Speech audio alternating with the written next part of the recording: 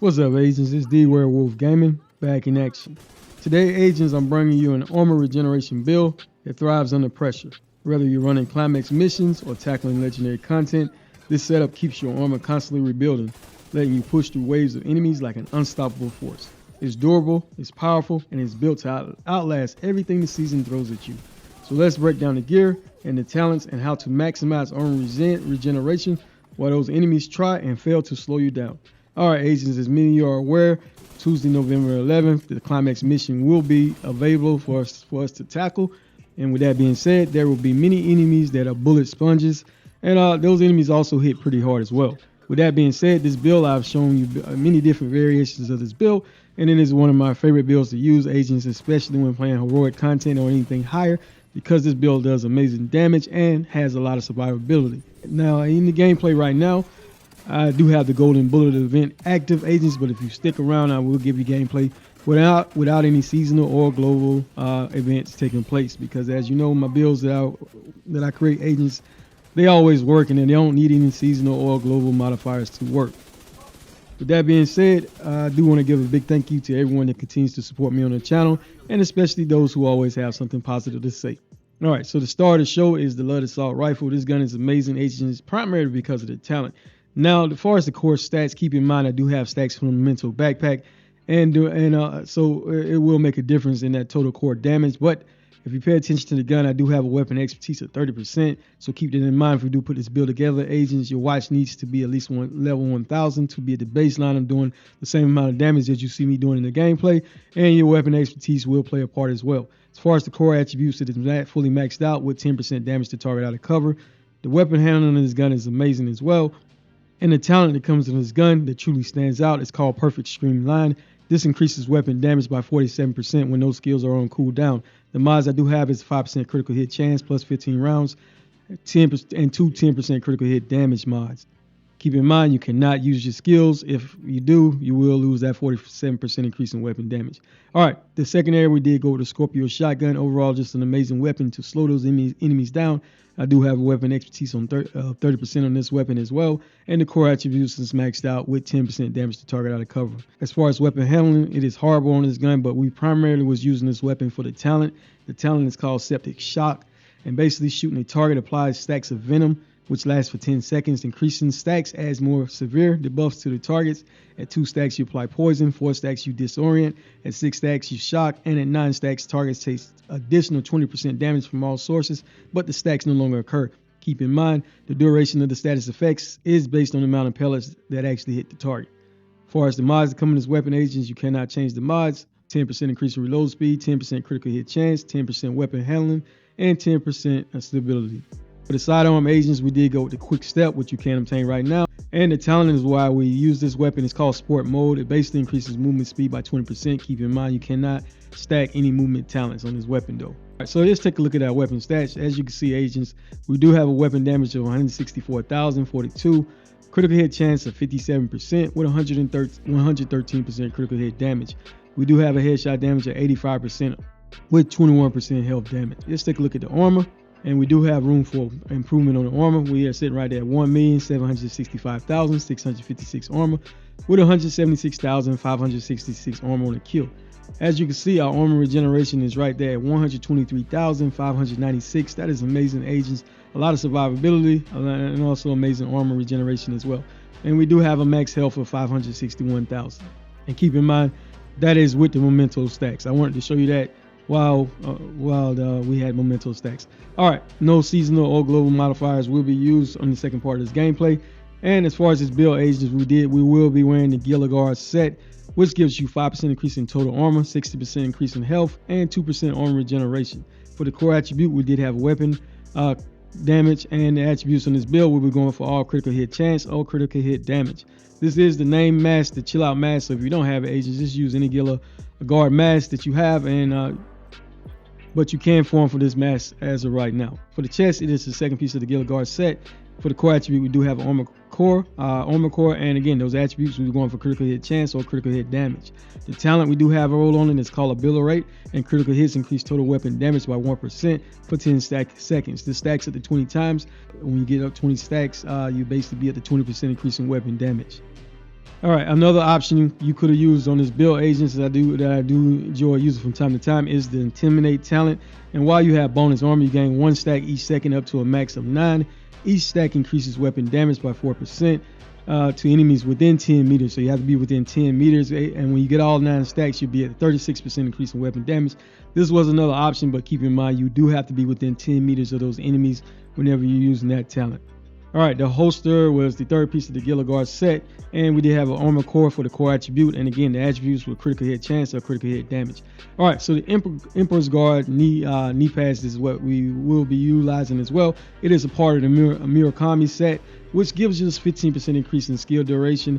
The core attribute, we do have an armor core, and we do have 1% armor regeneration that comes automatically on these knee pads, and it does have, and we do have a 10% headshot damage attribute as well.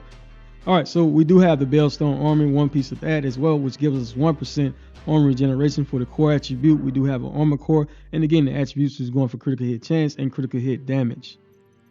All right, agents, in the backpack we did utilize was the Memento exotic backpack. It comes with all 3 cores, which is amazing. On top of that, the talent is what really makes this backpack truly stands out, agents, and it is called Kill Confirm. Enemies you kill drop a trophy on death. Collecting those trophies provide both a short and long-term buff. The first which scales with the number of core attributes equipped. So for example, if you have 2 red cores on your build, each trophy you pick up will give you 10% increase in weapon damage. Each blue core you pick up is going to give you 10% bonus armor.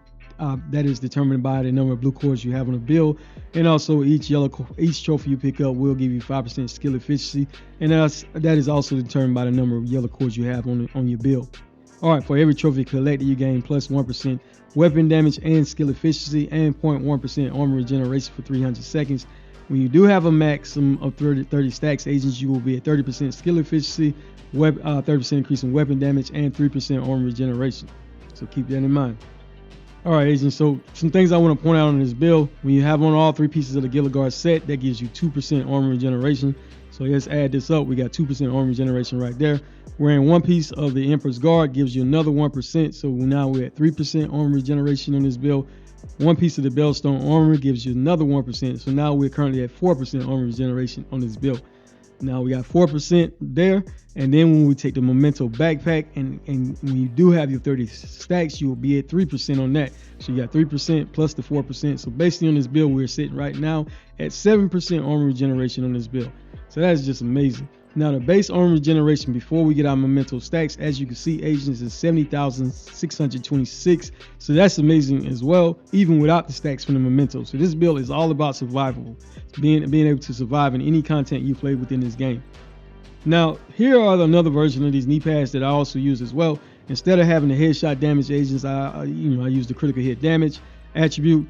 And as far as the weapon stats, whenever you do have these on, the only thing you will get is a little bit more critical hit damage, and the critical hit chance stay the same. But now instead of that, the 113% critical hit damage, you now will be sitting at 125% critical hit damage. These knee pads were were Dark Zone exclusive, and you can get them through the name catches as well.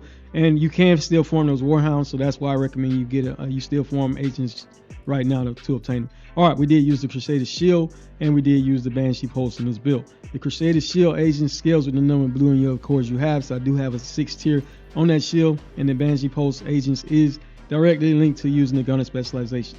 All right, as far as the class specialization, the gunner, every third reload is 50% faster. You do get 10% armor back on a kill, and your rate of fire is increased by 5% for 5 seconds on kills, agents, so keep that in mind. Also, you generate 10% of your ammo capacity every 60 seconds, and party members will recover 5% of that.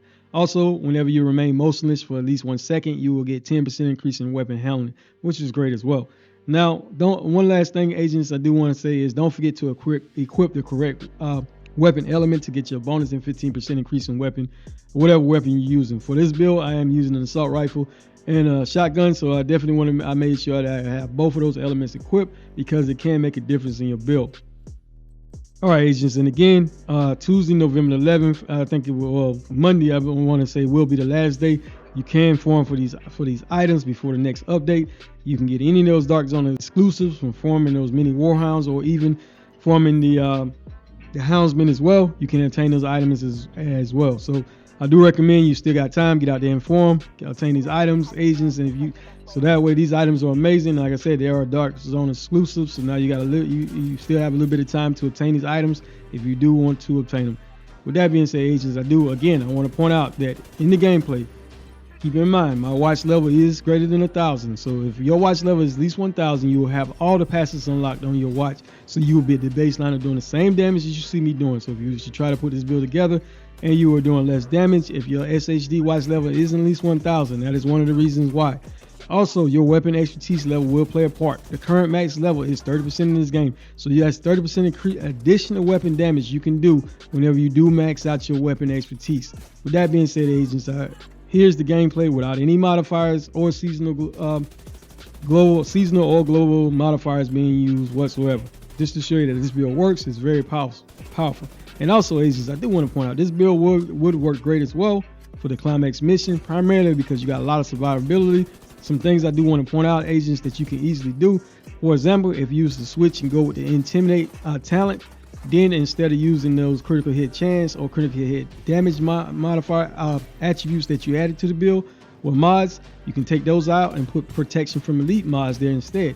That will give you a little bit more survivability. Also, you can switch up and you can also use the survivalist class, which also gives you 10% increase in protection from elites as well. So that's another option as well, because those enemies, when you do tackle the Climax mission, they will be, like I said, those enemies will do a lot of damage and they will be very tanky. And with this build, you're able to get up close and in these enemies' faces, agents, and tank a good bit of that damage. Now, you're not going to be able to just tank a lot of damage. You will have to, kind of duck, move, get out of the way, know when it's time to move. And with that being said, agents, like I said, there are many different variations of this build. This is just one variation that I enjoy using. Anytime I want to play heroic content without worrying about, starting over because I made a mistake and I went down, because I'm playing a high damage build that doesn't have much survivability. Those high damage builds are fun to use, but again, sometimes you don't, playing heroic content, if you go down, you don't want to have to start over just because of, you did a lot of damage, but you made one simple mistake, and now you got to start that mission over. Versus playing a build like this right here, agents, this build is very powerful, very fun, as you see in the gameplay. And it doesn't take a whole lot of grinding to put this build together, because even if you don't have the Emperor's Guard knee pads, agents, you can just substitute a steelwork set of knee pads, which will give you an additional 10% armor. So you, instead of having a 10% armor on the kill that is coming from the gunner class specialization, you will end up with a 20% increase in armor back on the kill. So ultimately, that still will end up being more survivability when you're playing on heroic content. With that being said, agents, these builds, this is just what I'm using. Always make them your own.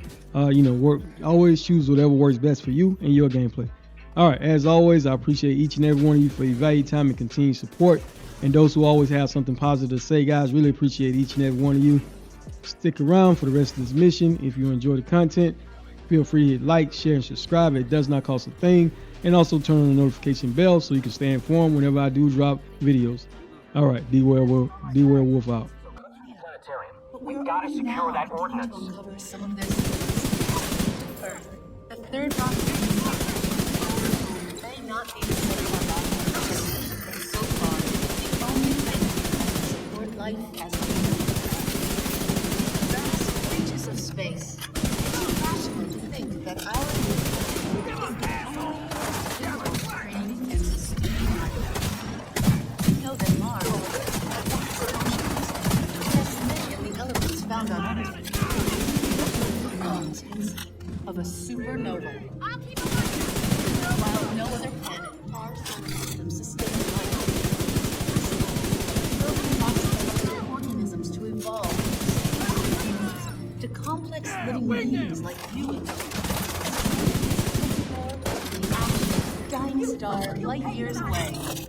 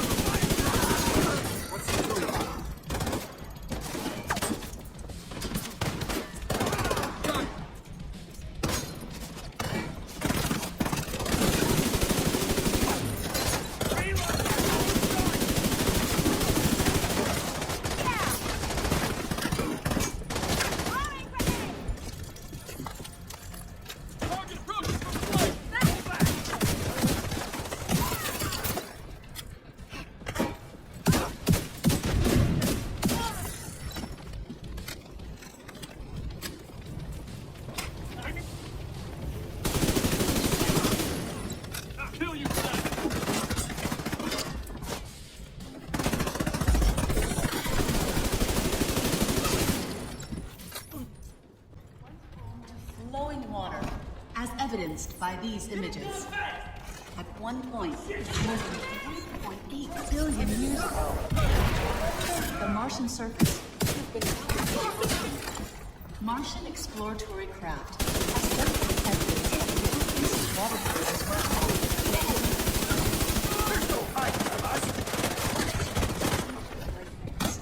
There are also minerals present on the surface of Mars that could only have been formed in a liquid water environment. Today, water can be formed outside ice at the Martian pole. Although small quantities exist as water vapor, the composition was found in Martian soil.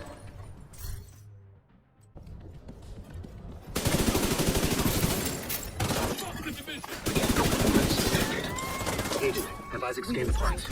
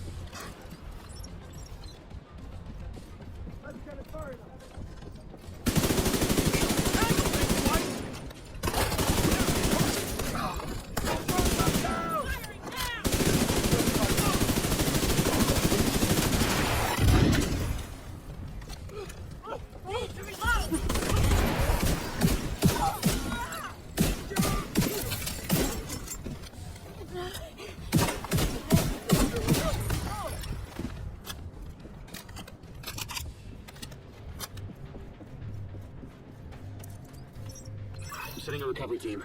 Link up with them and you'll be done there.